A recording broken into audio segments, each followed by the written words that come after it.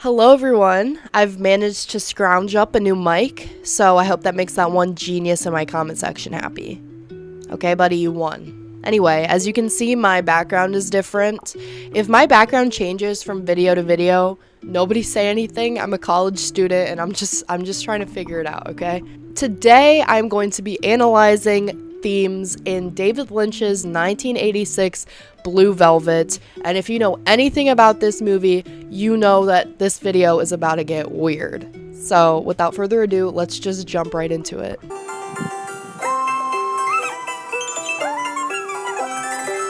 Now, what's analysis without a little plot summary first? Let's get right into it. The movie starts with a man, Jeffrey Beaumont.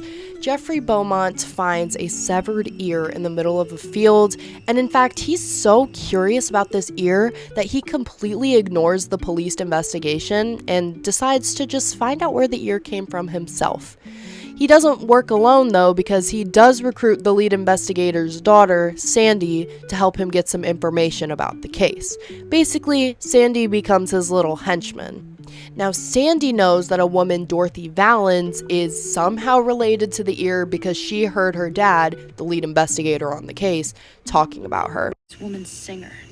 She lives in an apartment building that is real close to your house. It's also close to the field where you found the ear. So ultimately, they find Dorothy's apartment, and what does Jeffrey do? He breaks in, okay? After he breaks into the apartment, he finds some weird shit that he did not mean to stumble into. It all starts with basically Dorothy catching him in her closet, and then Get undressed, Mommy.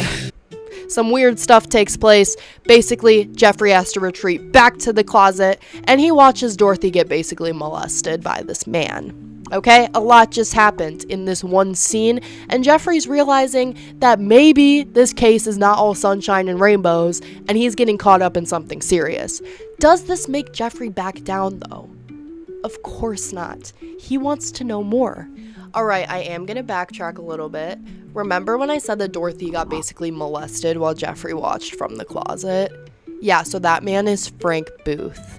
Now, Frank Booth is the villain of the story. He is very depraved, very evil, but also very weird, okay?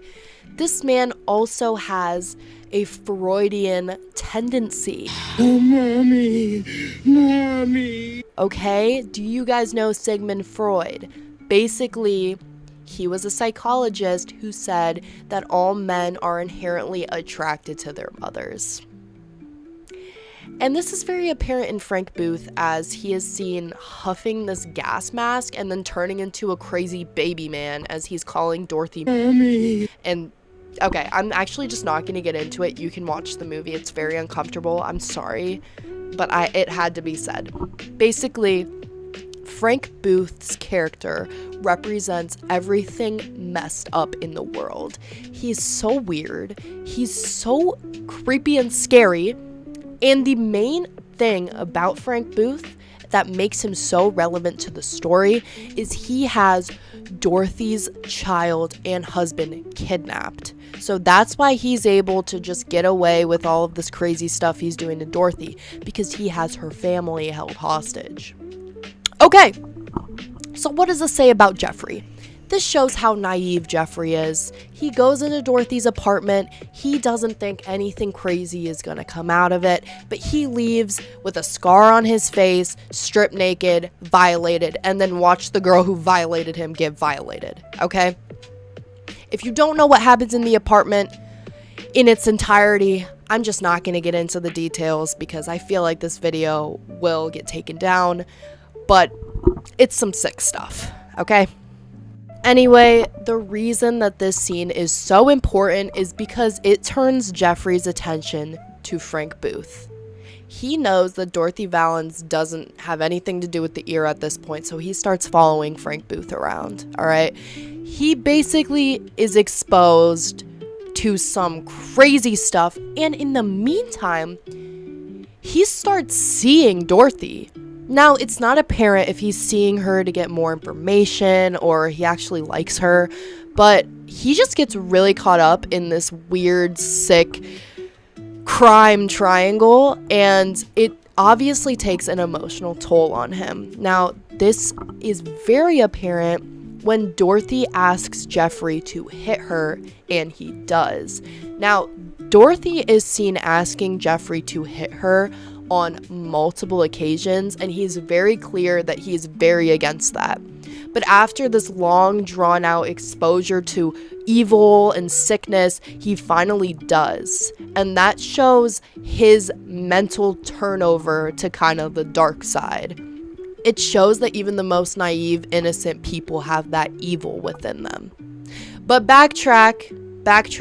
Remember how I said he's seeing Dorothy? Yeah, he also has a crush on Sandy.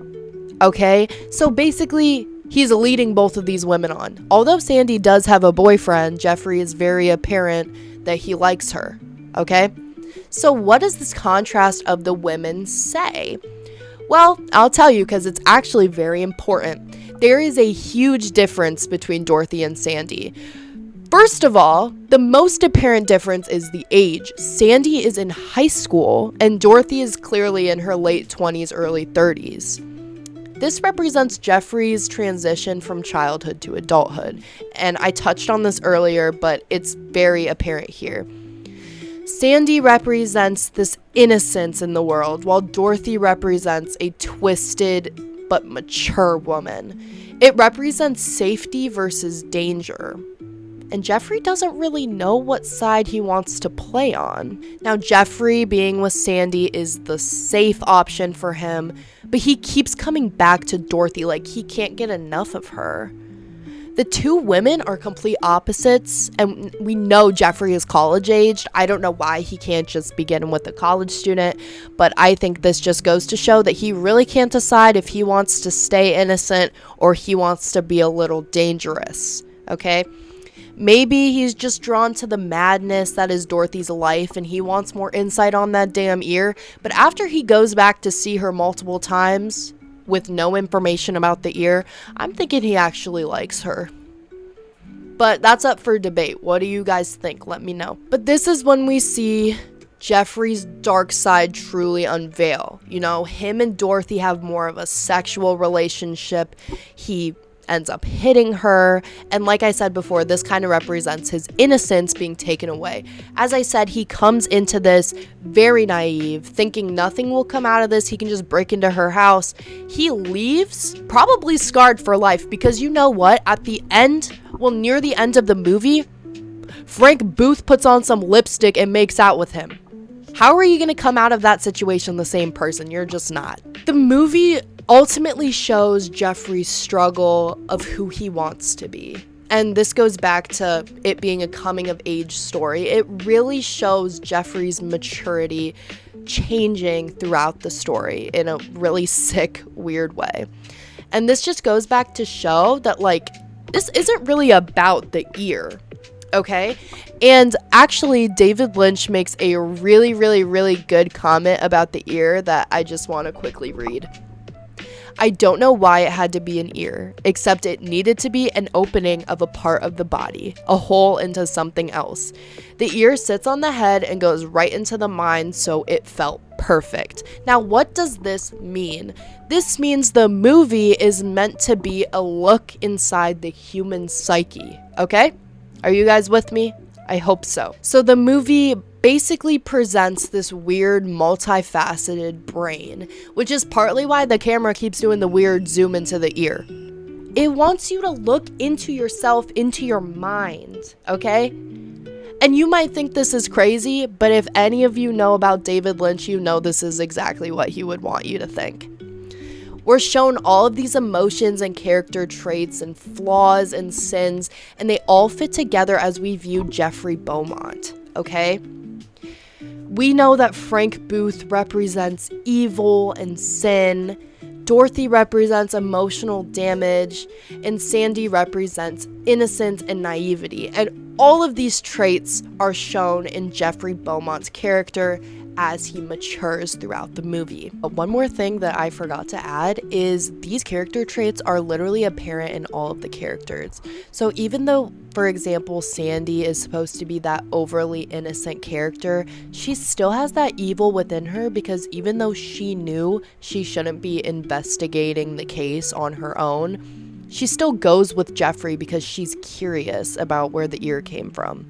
Also, she's cheating on her boyfriend by hanging out with Jeffrey all the time.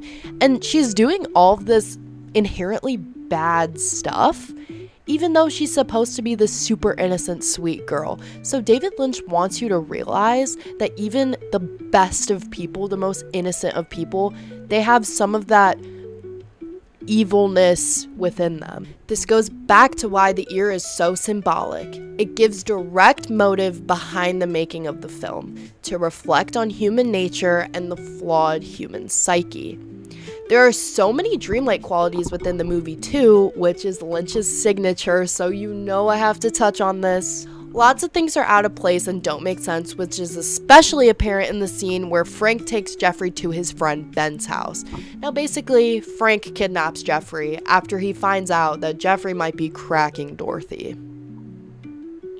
Okay, and then Frank basically just takes him on this joyride around town, introduces him to all of his evil henchmen, and does some sick shit, but it's not really that important to the story. All you have to know, he goes to Ben's house, okay?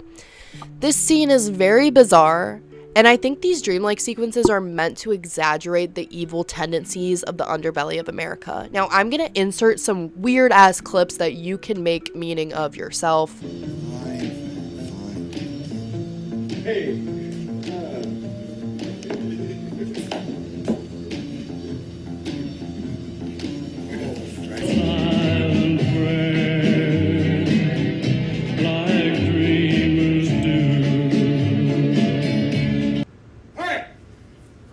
Let's hit the fucking road. We're giving our neighbor joyride. Let's get on with it. We also know that Dorothy's husband and child are held in Ben's house because she is allowed to see them during this scene. Now, this scene ultimately directly hints to the movie possibly being entirely fiction. Okay? Now, obviously, movies are fiction. However, a lot of qualities in this movie are just not possible. And that goes to show that the story is just meant to be a representation of the mind. It's not meant to be taken literally. And there are multiple examples of instances where you might be reminded of this fact. Obviously, Ben's house, but some of the more hidden scenes include Dorothy just being completely naked on the street and then being taken into Sandy's house without much questioning. The other thing is Sandy finds out Jeffrey's cracking Dorothy and she just forgives him and then says that she loves him. Another thing that is very weird is when Jeffrey walks into Dorothy's apartment, you know, with all the dead people. If you know, you know. And one of the guys is supposed to be shot in the head, the yellow man, and he is dead but standing up. Now, obviously, this is just not physically possible. When you die, you know, you can't stand up anymore. Editing, but don't you guys notice how Frank shoots the dead guy even though he's already dead? Yeah, so that just proves my point even more. That would literally never happen in real life. And I don't mean to be that person like, it's not realistic. No, it's genuinely like not supposed to be. So I think there are just Easter eggs littered throughout the movie that Lynch is trying to hint that it's not meant to be realistic at all. And of course, most of David Lynch's films are surrealist. But that just goes to show that the film is only supposed to serve as a commentary. You're not supposed to take anything literally besides what it's trying to tell you about your own mind. And that's basically just how I took the film as a whole. A lot of people have mixed opinions on this, but personally, when I watched the film, there were a lot of things that I saw that made no sense, and I think that's very classic of Lynch to do. So what do you guys think about this? Let me know. Now, aside from the dreamlike qualities, Lynch loves to use color symbolism, especially in the colors red and blue, which if you remember my Mulholland Drive video, you know that red and blue is something that Lynch loves to play with. The two colors in the movie basically serve as a juxtaposition between innocence and evil. Red and blue are seen everywhere, and while most of it's just meant to be striking in contrast, I took it as blue symbolizes an innocent veil for the red evil underbelly, okay? And this is especially apparent in Jeffrey's character because we know that he seems very innocent on the surface, but deep down, he has those evil tendencies within him. Now, I'm not going to spoil the ending in case anyone hasn't watched it and wants to watch it after this video. This movie is really weird, but let me know what you guys think. Do you like this movie as much as me? Do you like David Lynch's work? It's not for everyone, definitely, but this is a classic Lynch film. Anyway, I want to start doing more of these, so if you have any recommendations for movies I should watch or review, let me know in the comments and subscribe because I plan on making a lot more videos. Happy finals week to anyone who's sadly partaking, and yeah, bye guys!